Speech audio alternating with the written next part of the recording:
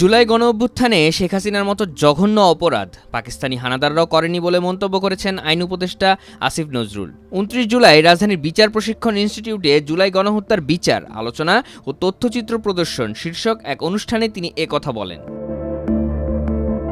সভাপতির বক্তব্যে আইন উপদেষ্টা বলেন, গণহত্যার বিচারে কোনো অন্যায় বা গাফিলতি করিনি। বিচার নিয়ে আন্তরিকতার কোনো কমতি নেই, আল্লাহ সাক্ষী।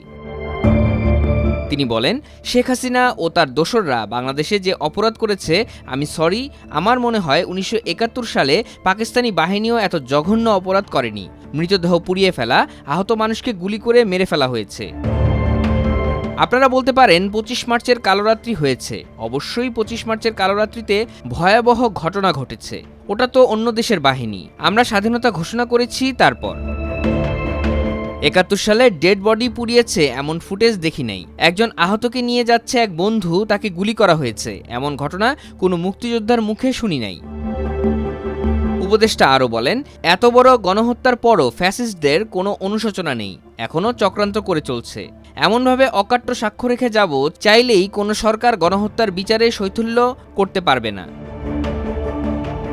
অনুষ্ঠানে পরিবেশ, বন ও জলবায়ু পরিবর্তন বিষয়ক মন্ত্রণালয়ের উপদেষ্টা সৈয়দা রিজওয়ানা হাসান বলেন, জুলাই হত্যাকাণ্ডের সঙ্গে জড়িত এবং নির্দেশদাতারা কিভাবে দেশ ছেড়ে পালিয়ে যেতে পারল সেটিও একটি গুরুত্বপূর্ণ প্রশ্ন এবং এরও বিচার হওয়া উচিত। তিনি আরও বলেন, অভিযুক্তদের অনুপস্থিতিতে বিচার হবে এবং ট্রাইব্যুনাল রায় দেবে, কিন্তু তাদের অনেকেই সত্যিকারের বিচারের মুখোমুখি হবে না, এটা মেনে নেওয়া যায় না। ফলে রায় হলেও অনেক অপরাধী শাস্তির বাইরে থেকে যাবেন।